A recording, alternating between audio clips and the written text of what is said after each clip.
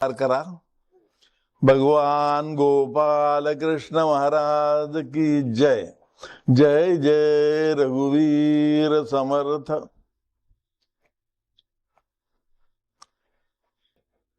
आता मी स्वामी स्वरूपानंदांबद्दल बोलायला सुरुवात केलेली आहे। जी योजना परमेश्वरी योजनेनुसार सगळ्या गोष्टी घडत असतात, आपलं समग्र जीवन ते ईश्वरी योजनेनुसार आहे। मग प्रश्न असा येतो की मला स्वातंत्र्य नाही का? ईश्वरी योजनेनुसारच असेल तर मला स्वातंत्र्य कुठलं आहे? तर स्वातंत्र्य आहे ईश्वराच्या सृष्टी निर्मितीची, ती सृष्टी चालवण्याची आणि त्या सृष्टीचा लय करण्याची।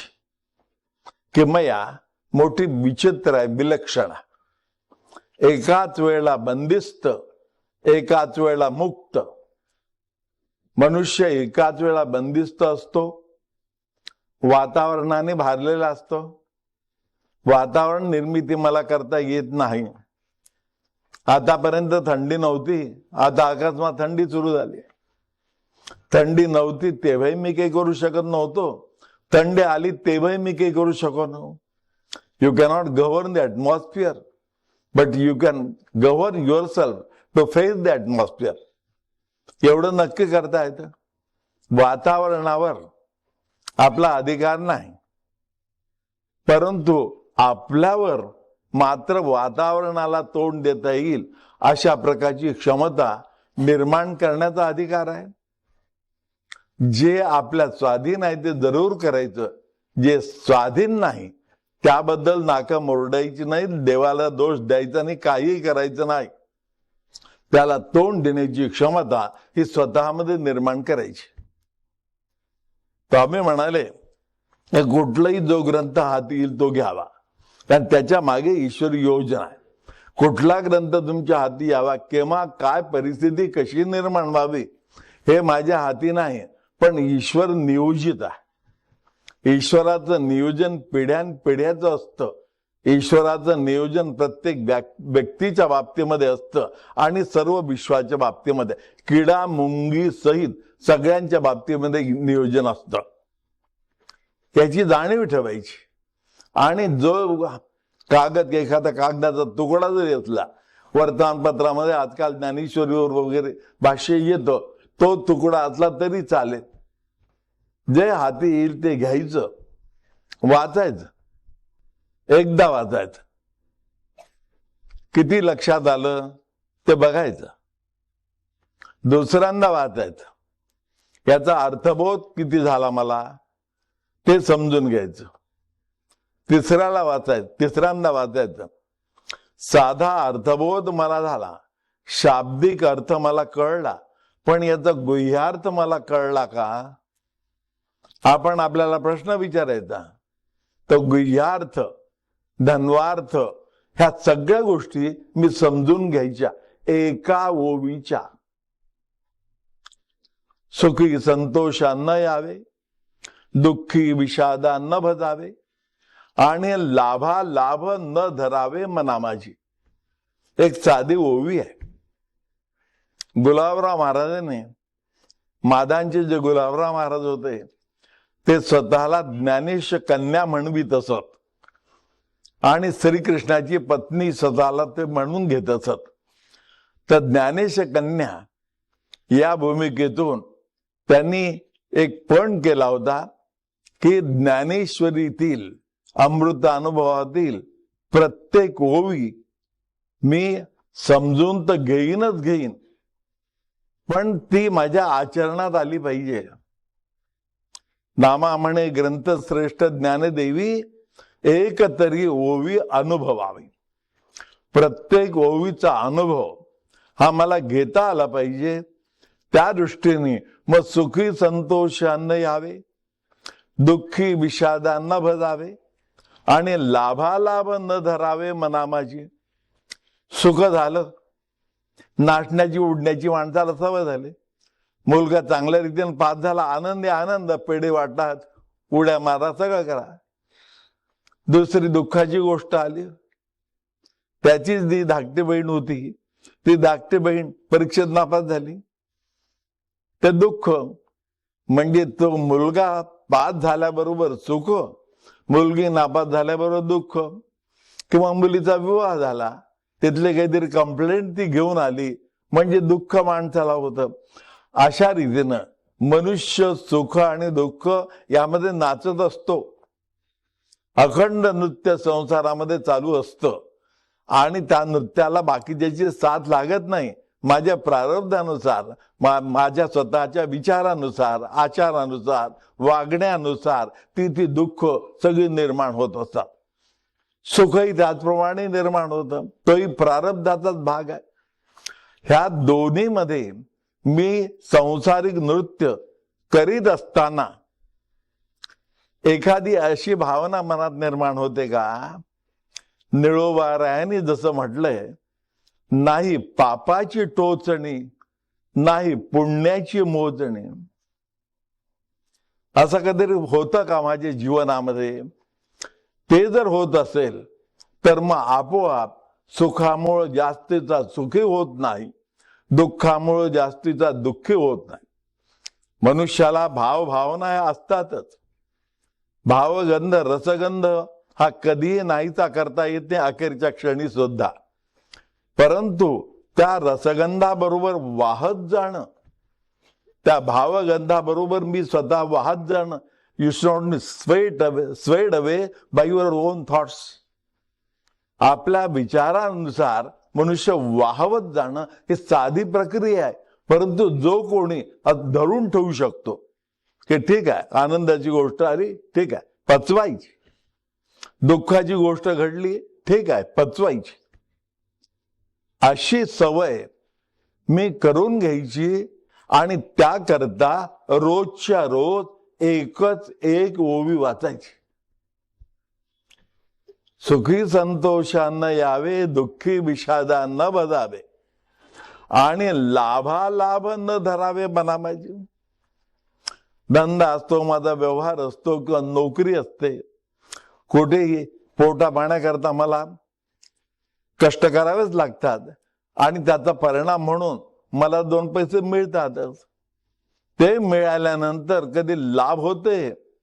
हो, लाभ हानी पावो सुख दुःख, न सोडी विवेक साक्षीत्वाचा. यामध्ये लाभ हानी हे होणारच.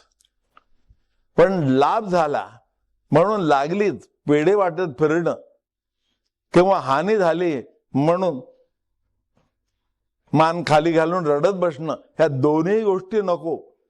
दोन्ही सारखेपणाने जर मला जिरवता आल्या तर ज्ञानेश्वरी वाचनाचा उपयोग, नाहीतर काही उपयोग नसते, सर्कस होते.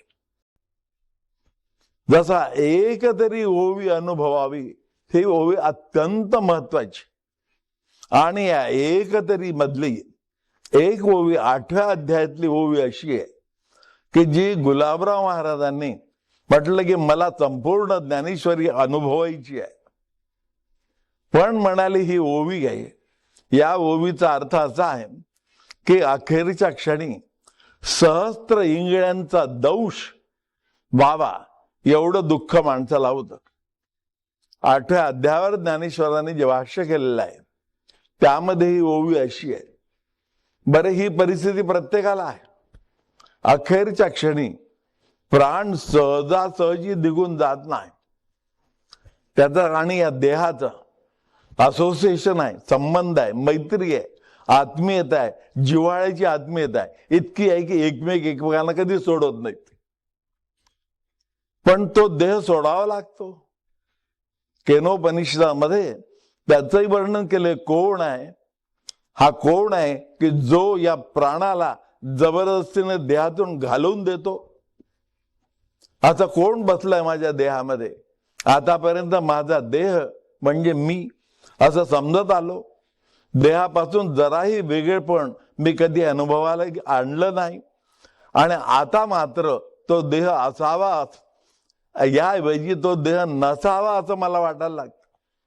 कारण अखेरच्या क्षणी नाना प्रकारची दुःख, नाना प्रकारच्या व्याधी ह्या त्याला येतात की ज्या वेळेला त्याला वाटते की आता देहही नको, देवा यातून सोडव, तरी पण आतली एक आस असते की जी म्हणते की नाही नाही, यातून मी बरा झालो पाहिजे.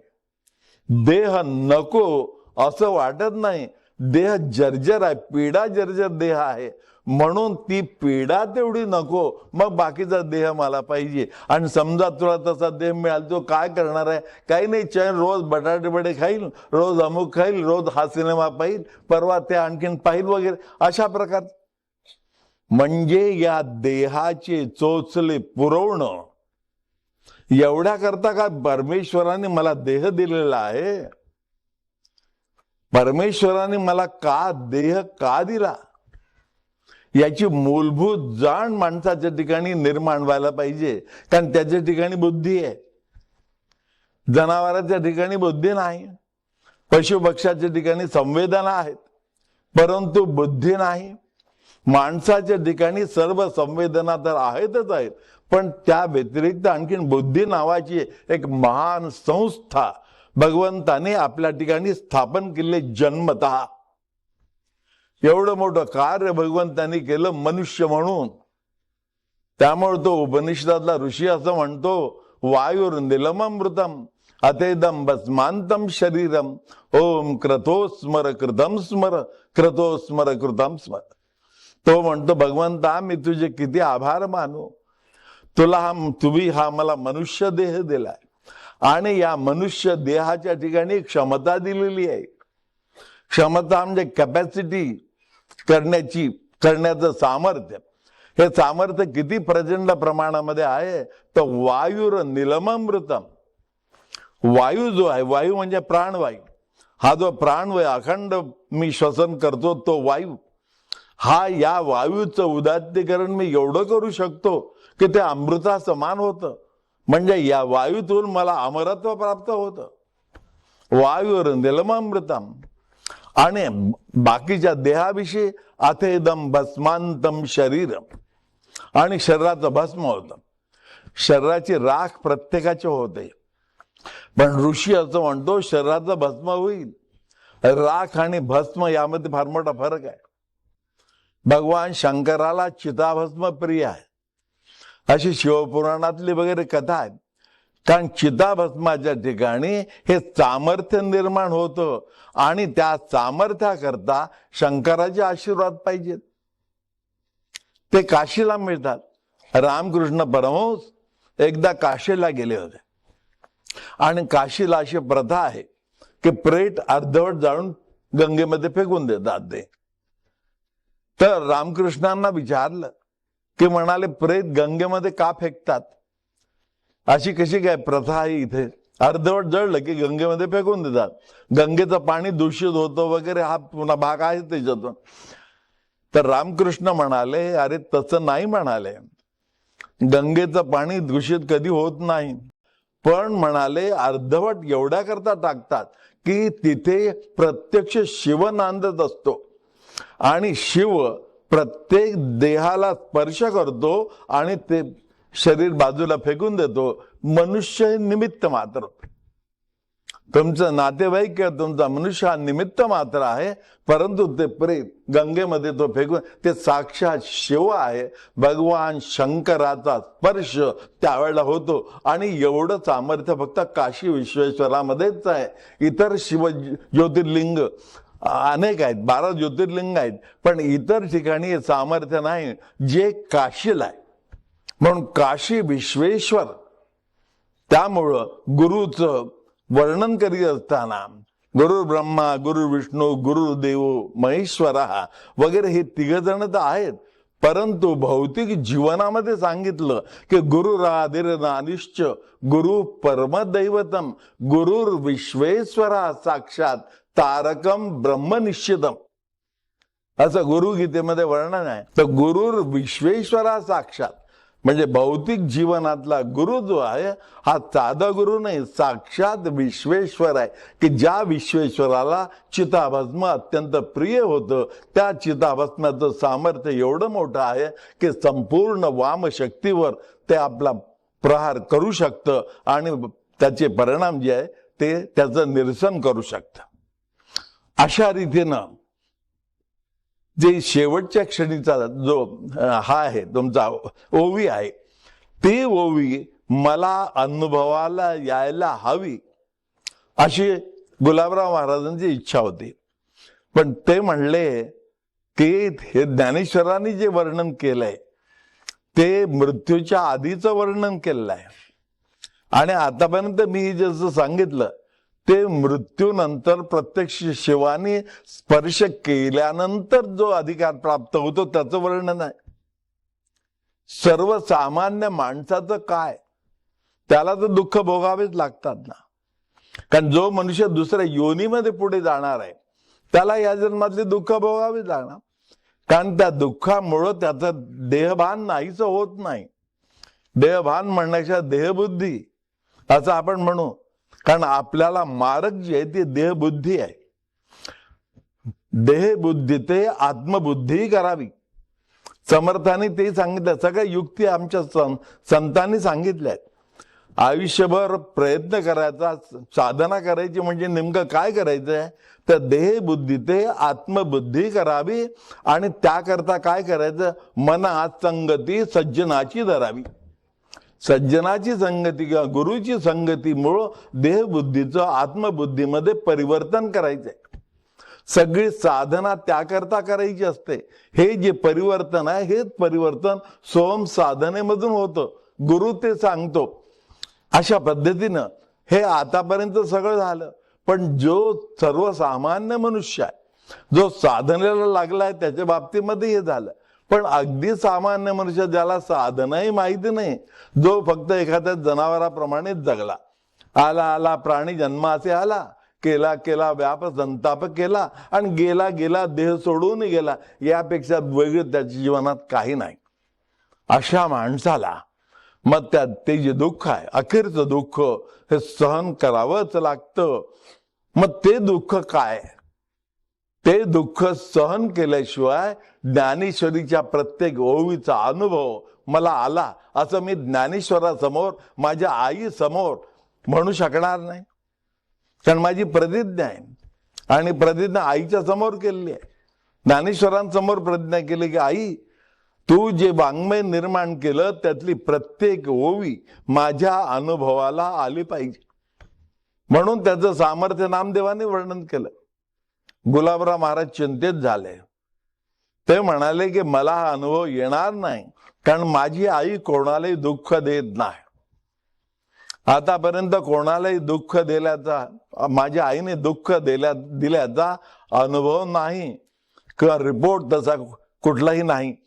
तर म्हणाले मम्मी आता काय करायचं, माझ्या आईला विनंती करतो की आई, तू मला सर्वसामान्य माणसाप्रमाणे दुःख भोगव, माझ्या मदतीला येऊ नकोस. अहो एवढी तयारी व्हावी लागते. आपण दर क्षणी देवा एवढा पाय दुखायला लागला, देवा देवा देवा ये रे माझा पाय बरा कर, अमुक झालं देव, तमुक झालं ते, सगळी गाराणी देवाजवळ सांगायची. आणि देवाचा माझा व्यवहार आहे हा फक्त देण्या घेण्याचा. सुख दुःख मला झालं म्हणजे ते मागण्याचा, दुःख मुक्ती मागण्याचा, एवढाच माझा देवाशी संबंध आहे. एक प्रकारे दुसऱ्या भाषेत बोलायचं झालं तर देव मला म्हणजे पगार न देता ठेवलेला नोकर, या पद्धतीने त्यांनी माझ्या घरात काम करावं, माझी सगळी कामं करावीत. अरे घरी नोकर ठेवला त्याला तरी पगार वेतन द्यावं लागतं. पण इथे देव असा नोकर आहे की त्याला काही न देता त्याच्याकडून सगळं करून घ्यायचं. आणि मी त्याला काय देतो, कारण देवही फक्कड आहे, देवही प्रत्येकाला जाणतो.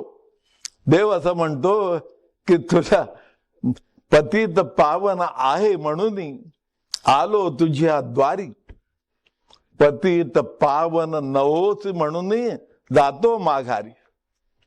नामदेवाने भांडण केलं. देवाला भांडण करणारा शिष्य आवडतो, कौतुक वाटतं.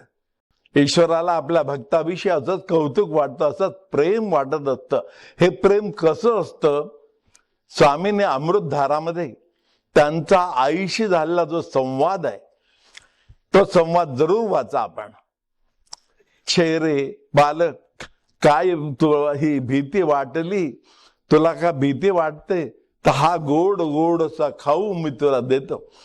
म्हणून हा गोड खाऊ, आई मला गोड खाऊ देते आणि त्या गोड खाऊने माझं दुःख विरून जातं. म्हणजे दुःख नाही अशी मनाची अवस्था निर्माण होते. शरीराचं दुःख तसंच राहतं, पण दुःख असून सुद्धा दुःख विरहित मी आनंदाने जीवन जगतो. केवढी मोठी भगवंताची किमया आहे. देह दुःख जी आहे ते माणसाला भोगावीच लागतात, पण देह दुःख भोगत असताना मी दुःख भोगतो याची जाणीव सुद्धा राहत नाही. एवढा मोठा दिव्य स्वरूपाचा आनंद माझ्या अनुभवात उतरलेला असतो. एवढी मोठी करणारा तो किमया करणारा तो परमेश्वर आहे. अशा रीतीनं तो भगवंत सुद्धा जो आहे तो आपल्या भक्ताला जवळ घेतो, त्याला पुढे पुढे वाढवत नेतो आणि शुद्ध स्वरूपाला घेऊन जातो. या करता स्वामींनी एक मोठी मजेदार गोष्ट सांगितली. स्वामींनी आपल्या शिष्यांकरता, स्वामी स्वतः फार वेगळ्या स्वरूपाचं जीवन जगले. शेवटच्या काळामध्ये साधकाकरता काही गोष्टी सांगितल्या, केवळ साधकाकरता. कारण साधक त्यांच्या डोळ्यासमोर होते. ते म्हणाले माझं मी जे व्हायचं ते झालंय, माझं मी केलं. तो आत्मविश्वास होता. त्या आत्मविश्वासातून त्यांनी हे सांगून ठेवलं की आम्ही कोण आहे. जसं तुकारामाने म्हटलं, आम्ही वैकुंठीचे राहणार आलो याचा काजासाठी. ठेविले जे ऋषी ते प्रत्यक्ष दाखवण्याकरता मी आलो. बोलले जे ऋषी ते प्रत्यक्ष दाखवण्याकरता आम्ही आलो. स्वामींनी तसंच म्हटलंय, आज कालचे नव्होच आम्ही, जुने पुराणे जाणे, असे दाखला नमूद केला पहा दप्तरी तेणे. नोंद याची म्हणून आम्ही जुने पुराणे सृष्टीच्या सुरुवातीला एकोहम बहुश्याम ही भावना महापुरुषाच्या मनामध्ये, म्हणजे ज्यांनी सृष्टी निर्माण केली त्या मत शक्तीच्या मनामध्ये जेव्हा निर्माण झाली आणि सृष्टी निर्मितीला सुरुवात झाल्याबरोबर जी काही प्रकाश किरण बाहेर पडू लागली, त्या किरणापासून माझं अस्तित्व आहे. आज मी जो आहे तो आजकालचा नाही. स्वामींनी जे म्हटलं, आज कालचे नव्होच आम्ही, जुने पुराणे जाणे, त्या आम्ही असं म्हटलं असताना आम्ही संत जन किंवा आम्ही भक्त जन असं त्यांना म्हणायचं. तुकारामाने जेव्हा म्हटलं माझी जातीचा मद भेटो कोणी, त्यावेळेला त्यांची जात कुठली कुणबी वगैरे ही जात नाही. त्यांची जात ईश भक्तांची जात, पंढरीच्या पांडुरंगाच्या भक्तीची जात. ही स्वतंत्र जात असते. ही जात कुळीच हे वेगळी निर्माण होते की ज्या जात कुळीमधून करी लाभाविण प्रीती हे निर्माण होतं. तुका म्हणे ऐशी कळवळ्याची जाती करी लाभाविण प्रीती. तुमच्याकडून काही घेणं नाही देणं नाही, फक्त न देखावे डोळा बुडती हे जन, म्हणूनही कळवळा येतो त्याचा. त्यामुळं अरे एवढं सगळं परमेश्वराने दिलेलं आहे.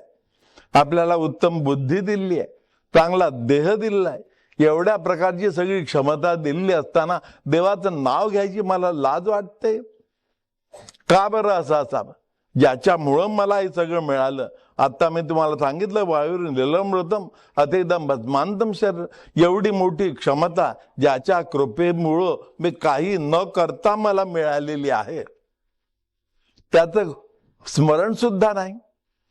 उलट माझ्या आणि कायम माझ्या संसाराचं स्मरण, माझ्या बाकीच्या गोष्टीचं, माझा धंदा आहे, व्यवहार आहे, पैसा आहे, अमक डमक वगैरे सगळं आहेत, असू दे ना, तर कोणी नेत नाही. परमेश्वरासारखा पाठीराखा जर असला. गजानन महाराज एका शिष्याची गोष्ट आहे, तुम्हाला माहिती असेल. कोठार भरलेली होती आणि तिथं रखवालदार कोणी गाढवं आतमध्ये शिरली आणि सगळं भक्षण करायला लागली. तर गजानन महाराज म्हणाले, अरे म्हणाले काहीतरी लक्ष ठेवा, एवढं कोठार नुसतं भरून ठेवलं, त्याला रखवालदार कोणी नाही. मी म्हणाले गेलो आणि रक्षण केलं म्हणाले. अहो भगवंत काही न घेता आपलं सगळ्यांचं सर्व प्रकारे रक्षण करतो. अशा भगवंताचं केवळ स्मरण असावं आणि स्वतःच्या उन्नती करता काहीतरी आपल्या लोकांना सांगावं म्हणून स्वामींनी शेवटी मोठी खुबीची गोष्ट सांगितली, सर्वसाधारण साधका करता सांगितले. त्याने असं म्हटलं, साधनी असावे तत्पर, संकटी न संडावा धीर, सोहम स्मरणे वारंवार, निजांतर चोखाळावाय. नाना वृत्तीचा उगम अंतरी होतसे कोठून, साक्षीत्वे पाहावे आपणा आपण, अति अलिप्तपण ठेवोनिया. सर्वेंद्रियासह वर्तमान, मन बुद्धी आणि अहमपण, आत्मारामी समर्पवून निज निवांतपण उपभोगावे. अगदी कळीचे स्तोत्र, जसं तुकारामाने 12 अभंग सांगितले, शेवटी 12 अभंग दिले आणि या अभंगाप्रमाणे जगा तुमचं कल्याण होईल. त्याप्रमाणे स्वामींनी एक षटक सांगितलं, नाभीपासून ब्रह्मरंध्रात सोहम ध्वनी असे खेळत, आणि त्याचाही संक्षेप करून सर्व लोकांना, कारण 5-6 ओव्या वाचणं, त्या समजून घेणं, त्याप्रमाणे वागणं करणं मोठं कठीण जातं. आधुनिक काळामध्ये जसा भौतिक जीवनाचा विकास होत चाललेला आहे, तसा आध्यात्मिक जीवनाचा संकोच होत चाललेला आहे. ही मोठी दुर्भाग्याची गोष्ट आहे. पण संकोच मानवी वृत्तीनुसार होत झाला, प्रत्यक्षात संकोच नाही. आपल्या संतांनी या मूलभूत गोष्टीला महत्व दिलं. माणसाच्या गरजा आहेत, माणसाच्या वासना आहे, वासनाकडे दुर्लक्ष करून चालणार नाही. त्या वासना गृहीत धरायच्या, पण वासना माझ्या आध्यात्मिक प्रगतीमध्ये आड येणार नाही याची मात्र जरूर काळजी घ्यायची. म्हणून आवर तिथे घालायचं आहे. वासना वाढतात का, आवश्यकता वासनाची पूर्ती अवश्य करायची आहे. जसं भोजन करणं ही गरज आहे, पण भोजन करीत असताना ज्यावेळेला भाज्या पाले अमकं आपण नाना प्रकार करतो, जिभेचे चोचले करतो, तेही काही प्रमाणामध्ये चालू शकतात. पण केवळ त्याच्याच मागं लागणं, निर्णय प्रकारचे पदार्थ करण्यामध्येच आपली सगळी एनर्जी खर्च करणं आणि माझा सगळा वेळ तिकडेच घालवणं हे विहित नाही. त्यातून वेळ काढायचा आणि तो कुठे घालवायचा, ईश्वर प्राप्तीकडे घालवायचा. वळण ते द्यायचं. आपलं चुकतं कुठं, कायम त्या व्यवहारामध्येच राहतो. व्यवहारामध्ये जर लक्षाधीश असेल मनुष्य तरी समाधान नाही, तर लक्षात आणखी कोटी, आणखी 10 कोटी वगैरे, ते लक्ष सगळं तिकडे. अरे देवाकडे लक्ष केव्हा देणार. बालक पन्मो खेल गमायो, तारुण पन्मो काम, बुढ़े पनमे हाथ न आयो, निकल गई रे जान, अब तुम कबस मरोगे राम. अशी परिस्थिती होते. म्हणून या सगळ्याला तोंड देण्याकरता एक गोष्ट त्यांनी सांगितली, साधने असावे तत्पर. साधनेचा आळस नको. लोकांचा आळस मुख्य साधनेचा. पुष्कळचे लोक कामं करतात, सगळे करतात. माझ्या शिष्यवर्गापैकी सुद्धा माझ्याकरता खूप करतात, जीव तोडून करतात, सगळं काही करतात ते, पण साधना त्यांच्याकडून होत नाही. फार जास्त नाही, पण थोडा वेळ तरी साधना केल्याशिवाय आपलं कल्याण होणार नाही, हे लक्षात ठेवा. गुरुसेवा आहे, गुरुसेवा ही फार मोठी साधना आहे. आणि ती सेवा म्हणजे काय, गुरुला जे पाहिजे ते देणं ही मोठी साधना आहे. आपोआप साधनेतून चित्तशुद्धी होते. चित्तशुद्धीशिवाय ईश्वर प्राप्ती नाहीये. चित्तशुद्ध कशी असावी लागते, तुकारामन त्याचंही वर्णन कराय. गंगा जैसे वाहे तैसे ज्याचे मन, भगवंत जाण तयाजवळी, तयाजवळी देव भक्तिभावे उभा, स्वानंदाचा गाभा तया दिसे, तया दिसे रूप अंगुष्ठ प्रमाण, स्वानुभवी खूण जाणती हे खूण स्वात्मानुभवी, तुका म्हणे पदवी ज्याची त्याला.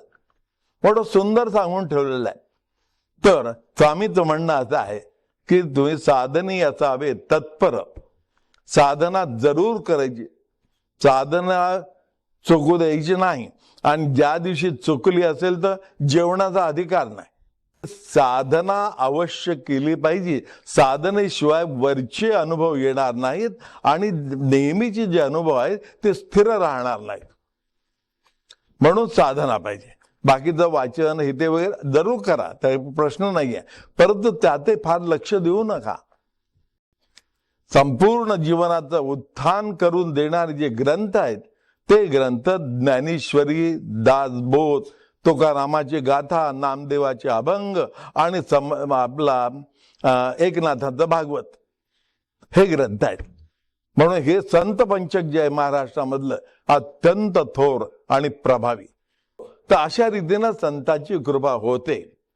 तर केव्हा होते? ती खरी कृपा आहे, जीवनाचं उत्थान ही खरी कृपा आहे. आणि बाकीचं तेवढ्या पुरतं आहे. एखादी गोष्ट व्हावी, एखादं प्रमोशन मिळावं, एखादं लग्न जुळावं, एखादं अमकं व्हावं वगैरे, हे जे आहे हे अगदी तात्पुरतं तेवढ्या पुरतं आहे. म्हणून जे खरोखर त्या परिस्थितीत आहे त्यांनी वाचायला हरकत नाही. असो, ओघाने आलं म्हणून सांगितलं. साधनेबद्दल सुद्धा ध्यान हे अधिक महत्वाचं. कारण श्रेयो हि ज्ञानम अभ्यासात, ज्ञानात ध्यानम विशिष्यते, ध्यानात कर्मफल त्यागात शांती, असं आहे. म्हणून ध्यान अवश्य, आपण सोहम ध्यान जे सांगतो ते सोहम ध्यान अवश्य करावं. झालं नाही तर स्वतःवर शासन करावं, पण ध्यान चुकू देऊ नये. साधनी असावे तत्पर आणि त्याच वेळेला मनाचा निर्धार करायचा. हे चढ उतार जीवनामध्ये चालू असतात, लाभहानी चालू असतं, सुख दुःख चालू असतात. मनुष्य दुःखाने लागलेच गर्भगळीत होतो आणि मग ते सकाम ग्रंथ वाचायला लागतो. स्वामींनी सांगितलं तसं करू नका. संकटी न संडावा धीर, संकटामध्ये धीर सोडू नये. धीर धरा तकवा, गडबडू नका. काळ देखोनी वर्तावे, सांडावे भयपोटीची, असं आहे. म्हणून विवेकाने वागायचं आहे आणि अडचणीच्या प्रसंगी धीर सोडायचा नाही. साधनी असावे तत्पर, संकटीन संडावा धीर. आणि त्याकरता सोहम स्मरणे वारंवार निजांतर चोखाळावे. ते कसं चोखाळायचं? वारंवार नेहमी करता, म्हणजे अंतर्मुख व्हायचं आणि आपण आपल्या स्वतःकडे पाहायचं. अडचणीचा प्रसंग आला, मला काय वाटलं, मी घाबरलो का, की धीरानं तोंड दिलं, काय केलं, हे निजांतरच चोखाळावे. आणि त्याकरता नाना वृत्तींचा उगम अंतरी होत असे कोठून, साक्षीत्वे पाहावे आपण अति अलिप्तपण ठेवूया. निर्णया प्रकारच्या वृत्ती, एक वृत्ती निर्माण होते. समजा एक भोजन करायचं आहे, हे वासना आहे, इच्छा आहे, गरज आहे, त्यातून निर्माण झालेली वृत्ती आहे. आता जेवण करायचं म्हटल्यानंतर जेवणाच्या बरोबर आज जेवण कुठलं करायचं, त्याच्यावर भाजी कुठली करायची, गोड पदार्थ कुठला, म्हणजे उपविचार हे त्यापासून पुन्हा निर्माण होतात. वृत्ती आणि प्रवृत्ती अशा त्याला धरून त्या अनुषंगाने प्रवृत्ती निर्माण होतात. आणि वृत्ती प्रवृत्तीचं उदंड जाळं माझ्या मनामध्ये निर्माण होतं. ते जाळं म्हणजेच माझं जीवन आहे. खरं सांगायचं, त्या वासना म्हणजेच माझं जीवन आहे. म्हणून त्यातून जेव्हा निर्णय घ्यायचा असतो तेव्हा एक उर्मी निर्माण होते. ती उर्मी प्रत्यक्ष घडून आणते. भूक लागली असं वाटणं आणि आता मी भुकेशिवाय राहू शकत, लवकर वाढा असं वाटणं, दोन मध्ये फरक आहे. मग ती उर्मी त्याच्याकडून जरूर ते काम करून घेते. तिथून हे कुठून निर्माण होतं? नाना वृत्तीचे स्फुरण अंतरी होतसे कोठून, मूळ आत्म्यापासून या प्रवृत्ती निर्माण होतात. ह्या सगळ्या उर्मी तिथून निर्माण होतात. अंतरी होतसे कोठून हे आपण आपलं पाहायचं, मी स्वतः पाहायचं. त्याकरता अंतर्मुख होऊन ज्यावेळेला मी ध्यान करतो तेव्हा हळूहळू, एकदम होणार नाही गोष्टी, पण कालांतराने काही दिवस ध्यान केल्यानंतर मग मला कळायला लागतं की या वृत्ती कुठून आल्या, का बरं निर्माण झाल्या, हे. मग त्यातून मी कोण आहे, कोहम कथमपि जाप्तम करता को वास्य विद्यते वगैरे सारख्या मूलभूत प्रश्न कसे निर्माण झाले वगैरे सारखं मला ते सगळं कळायला लागतं. नाना वृत्तींचे स्फुरण अंतरी होतसे कोठून, साक्षीत्वे पाहावे आपुले आपण, अति अलिप्तपण ठेवून या. हे अलिप्तता अत्यंत महत्वाची आहे. ध्यानामध्ये साधनेमध्ये हे सगळी दर्शनं ज्या वेळेला घडतात त्यावेळेला मी हे पाहणाऱ्यापासून भिन्न आहे. मी फक्त पाहणारा आहे. प्रत्यक्ष वस्तुस्थितीपासून मी भिन्न आहे याची जाणीव ठेवायची. ती जाणीवे माझी मन, सोहम भावे होता लीन, सच्चिदानंद श्री हरी दर्शन घडे नित्य. त्यातून अत्यंत सूक्ष्म अशा प्रकारचा सगळा भाव एकदम होत नाही, पण हळूहळू ते करायचं. साक्षीत्वे पाहावे आपण आपण, अति अलिप्तपणे ठेवून या. आणि त्याकरता मग एक शेवटची युक्ती सांगितली, सर्वेंद्रियासह वर्तमान. सगळी इंद्रिय परमेश्वराला अर्पण करायची. माझी पंच ज्ञानेंद्रिय, पंच कर्मेंद्रिय, पंच तन्मात्रा, पंच महाभूत ज्याच्याशी माझा संबंध येतो ती, ह्या सगळ्या गोष्टी, सगळी 36 तत्व ज्यातून समग्र सृष्टी निर्माण झाली, ती सगळी 36 तत्व जी माझ्या ठिकाणी आहे ती ईश्वराला अर्पण करायची. देहेंद्रियाचं वर्तमान आणि पुन्हा मन, बुद्धी आणि अहमपण, या सगळ्याच्या बरोबर अहमपणाही सुद्धा येतो. पण या अहमपणा सुद्धा आला, देवा तुझं समर्पण.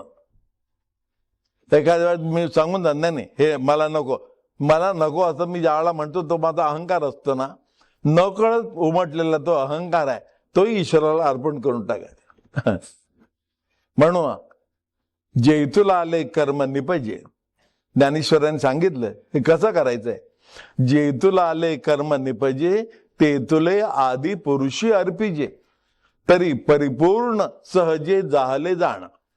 त्या वेळेला ईश्वराला अर्पण करायचं. तर कसं करायचं, नामस्मरण करायचं. अखंड नामस्मरण किंवा अखंड सोहम सोहम म्हणत राहणं, आतून तो भाव ठेवणं. अशा प्रकारे मनुष्य वागला की ते आपोआप समर्पण होतं. आणि शेवटी रात्री झोपताना एक गोष्ट करायची की जे काय दिवसभरातून घडलं असेल ते सगळं आठवण करायचं. जेव्हा झोपतो त्यावेळेला मांडी घालून आपल्या गादीवर बसायचं आणि परमेश्वराचं स्मरण करायचं किंवा गुरुचं स्मरण करायचं. आणि ते समग्र कर्म दिवसभरात जे घडलं ते आठवायचं. कशी परिस्थिती होते, जगताना मनुष्य प्रत्येक क्षण जगत असतो, परंतु आठवणीमध्ये ते सगळं राहत नाही. एका दिवसाचं आठवणीत राहत नाही. परंतु जे काही महत्वाच्या गोष्टी घडल्या तर त्या आठवणी बाहेर जातही नाहीत, त्याचं विस्मरण होत नाही. म्हणून अशा ज्या महत्वाच्या घटना आहेत ते क्रिया ज्यात आघवे.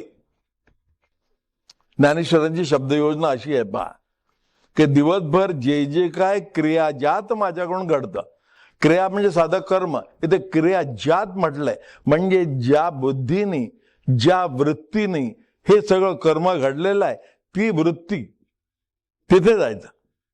जे जैसे निपजेल स्वभाव आहे, आपोआप जे जसं निर्माण झालं असेल, चांगलं असेल वाईट असेल, चांगलं वाईट ठरवायचं नाही. आज जे वाईट म्हणून घडतं ते उद्या चांगलं म्हणून सिद्ध होतं. चांगलं वाईट हे सगळं परस्पर सापेक्ष आहे, त्यामुळे ते ठरवायचं नाही आपण. जे जसं घडलं असेल तसं. न माझ्या समोर एक मुलगा आला आणि कारण नसताना मी थोबाडीत दिली, घटना घडून गेली, जी जशी घडली तशी. त्याबद्दल दुःखही नाही किंवा असं करायला नको होतं किंवा वाईट घडलं असं सुद्धा नाही. जे जैसे निपजेल स्वभाव आहे ते भावना करून करावे माझ्या अंगावर, आणि ते सगळं मला अर्पण करावं. हे भगवंता, माझ्याकडून आज हे असं घडलेलं आहे, हे तुला अर्पण. जर माझ्याकडून चूक झाली असेल तर ती चूक सुद्धा परमेश्वराला अर्पण केली की क्षम्य होते. अर्थात क्षम्य होते म्हणून अर्पण करायची असं नव्हे, पण जे निर्माण होतं ते सगळं परमेश्वराला अर्पण करायचं. सर्वेंद्रियासह वर्तमान मन बुद्धी आणि अहमपण आत्मारामी समर्पण. इथे स्वामीने आत्माराम म्हटलेला आहे, कारण आत्माराम हाच खरा देव आहे. आत्मारामाचे रूप राम कृष्ण शिव दत्त देव हे सगळे आत्मारामाचे रूप आहेत. म्हणून आत्मारामाला समर्पण, आणि तेवढं केलं निदान त्यावेळेला तरी निवांतपणा येतो. देवा मी सगळं अर्पण केलं असं म्हटलं, नमस्कार केलं आणि देव स्मरण करीत करीत झोपी गेलो. अशा याच्यात जेव्हा मनुष्याला झोप लागते त्यावेळेला आपोआप त्याच्या सर्व गोष्टीचं क्षालन होतं, किंवा एक तरी निश्चितपणे घडते गोष्ट, या सगळ्या भोवती सात्विकतेचं सावट निर्माण होतं. मनुष्य जे जे काय करतो ते रजोगुणी असतं किंवा तमोगुणी असतं. हा रजोगुण तमोगुण त्यातला जो आहे हा निघून जातो आणि सात्विक पण त्यामध्ये प्रधान म्हणून वावरायला लागतं. अशा प्रकारे साधा सोपा सरळ असा मार्ग स्वामींनी शेवटच्या वेळेला सांगितला. शेवटी स्वामीची जे अभंग आहेत ते अत्यंत महत्वाचे चांगले अभंग आहे, आणि ते केवळ साधका करता म्हणून केलेले अभंग. आधीच्या अभंगामध्ये त्यांचा हेतू होता की ज्ञानेश्वराचं तत्वज्ञान लोकांना कळावं म्हणून सोप्या भाषेत त्यांनी अनुवाद केला. स्वतःचे अभंग सुद्धा ज्या ज्या वेळेला जसे स्फुरले तसे केले, पण हे सगळं स्वतः करता झालं.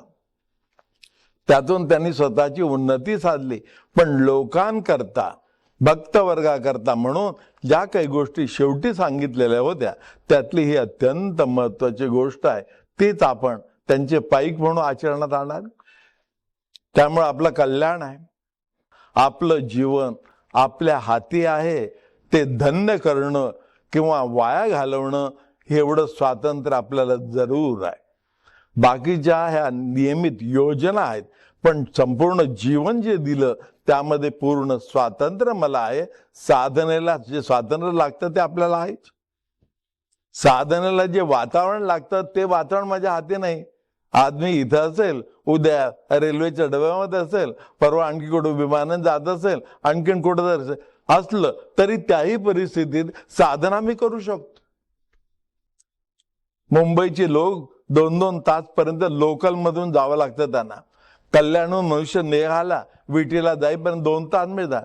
माझे असे काही शिष्य आहेत, त्यांना मी सांगितलं भाग्यवान आहात तुम्ही. ते माझे बघायला लागले, अहो म्हटलं 2 तास जाताना 2 तास येताना 4 तास सॉलिड साधने करता मिळतात. साधकाचा वेळ कधीही वाया जात नाही.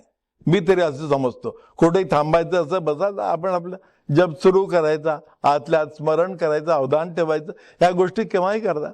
पण साधनेला परिस्थिती लागत नाही. परिस्थितीचं नियंत्रण साधना करू शकते, आपला ताबा मिळू शकते. म्हणून साधने असावे तत्पर. जेव्हा अडचण येते, धोका निर्माण होतो, त्यावेळेला धैर्याने त्याला तोंड द्यायचं आणि आपले सर्व इंद्रिय मिळून जे जे काय आपण करतो ते ते ईश्वराला अर्पण करायचं. एवढं साधं सूत्र स्वामींनी सांगितलं, त्याप्रमाणे आचरण करा, आपलं जीवन धन्य करून घ्या. हरि ओम तत्सत. ओम ओम ओम.